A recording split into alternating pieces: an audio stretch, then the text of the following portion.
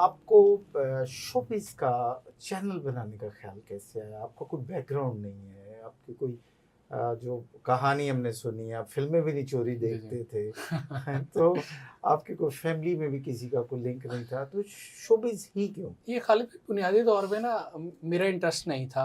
अब ठीक अभी है, मेरा इंटरेस्ट है, लेकिन उस वक़्त मेरा इंटरेस्ट नहीं था। ठीक है, बिल्कुल भी ना मुझे पता था शोबिज़ के बारे ठीक में। है, वो मुझे किसी ने स्टोरी सुनाई अदाकारा नीलो की, कि जी उन्होंने शाह ईरान के सामने रक़्स करने से इनकार कर दिया था। तो मुझे ना वो ठीक चीज़ है। बड़ी फ़ैसिनेट की, जो कि मेरे ज़हन में जो था ना स्केच इन हुँ, लोगों का, वो ये था कि ये तो बड़े गंदे बुरे लोग होते हैं, ये तो पैसे के लिए कुछ भी कर जाते हैं। हुँ, हुँ। तो मुझे था कि यार एक अदाकारा होकर तो उसने ईरान का बादशाह आया तो उसको इनकार कर दिया है, हुँ, और स्टेट इनवाइट कर रही थी। ठीक है। तो उसके बाद फिर वो खुदकुशी भी की और सारा वो सीन था। तो हुँ, मैंने ना ये स्टोरी मुझे अच्छी लगी।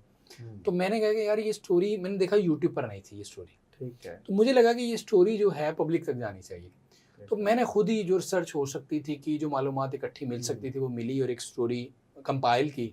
उसका वॉइस ओवर किया, उस तस्वीरें, वीडियोज़ वगैरह लगाई, वो मैंने लगा दी यूट्यूब पर। ठीक है। अच्छा उसके ना 4-5 लाख व्यूज़ आ गए। वैसे अच्छा, नॉर्मली मेरे 2-4 हज़ार व्यूज़ आते थे। ठीक है, इसी तरह कुछ अरसे के बाद मैंने नन्ना की स्टोरी सुनी कि ठीक उन्होंने है। अदाकारा नाज़ली के लिए खुदकुशी की। तो हुँ, मैंने वो भी स्टोरी इसी तरह कंपाइल करके लगा दी, तो उसके भी अच्छे व्यूज़ आ गए। ठीक है। तो जब मैंने अच्छा ये 2-4 स्टोरीज़ की, उसके बाद फिर गैप आ गया। मैं अपनी हुँ, वो रूटीन की मसरूफ़ियात में आ गया। ठीक है, ठीक। जब मैंने ये स्टार्टअप किया ना आरपी प्रोडक्शंस, हुँ, तो उस टाइम मेरे पास आरपी प्रोडक्शन चैनल नहीं था। ठीक है। उस वक़्त आरपी प्रोडक्शंस कंपनी नेम रखा था मैंने, ठीक है अब्बू के और नाम पर। नबील और रशीद नबील ने। रशीद मेरे पास एक चैनल था, जो मेरा पुराना चैनल था, जिस पे ये स्टोरीज़ हुई हुई थी। जी, जी। तो मैंने उस वक़्त डिसाइड करना था कि मैं पहला काम क्या करूँ, जो मेरा क्लिक हो जाए। तो इसी से तो रहनुमाई मैंने मिल गया सोचा हमें। कि यार अगर शोबिज़ की मेरी स्टोरीज़ उस वक़्त क्लिक हुई है ना, हुँ, अच्छा वो क्लिक इसलिए हुई थी कि चूँकि मुझे इस चीज़ का इदराक हो चुका था ठीक है, कि एक टाइम पर एंटरटेनमेंट सोर्स जो है वो सिर्फ़ और सिर्फ़ फ़िल्म थी। ठीक है। लोग फ़िल्म के लिए टिकट ब्लैक में भी लेते थे और सारा स्ट्रगल करते थे।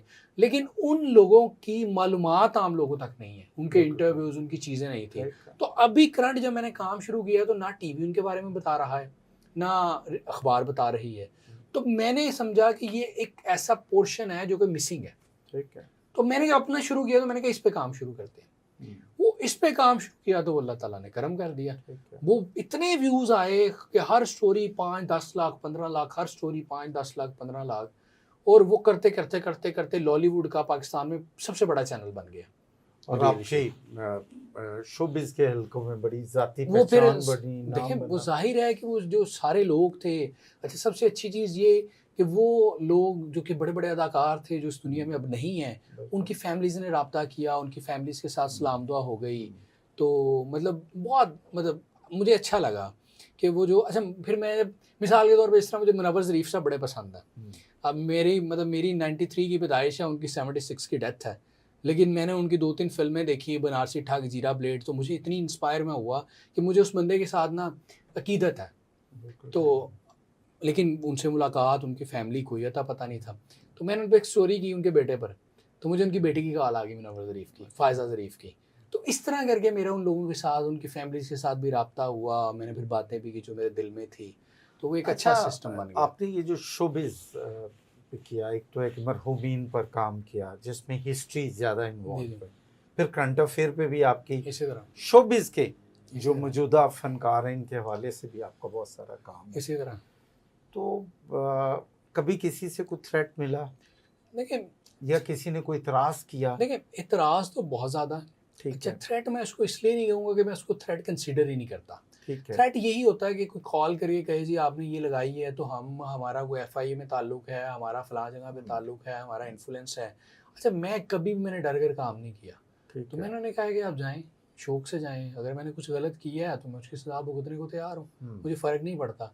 बाकी इतराज़ात हैं, तो इतराज़ात तो बहुत ज़्यादा हैं, बहुत ज़्यादा हैं। और ख़ास तौर पे जो मेरा प्रोग्राम था ना जो मैंने कब्रों पे शुरू किया, जी। तुम याद हो के नाम से। हुँ, अच्छा उस पे जो कि अब वो जो स्टार्स थे, हुँ, हुँ। अच्छा उनकी फैमिलीज़ ने उनको दफ़न किया, उसके बाद पूछे ही नहीं, बिल्कुल, वापस ही नहीं मुड़े। ठीक ठीक है। है, अब गोरकन बता रहा है कि जी 20 साल से कोई बंदा आया ही नहीं है।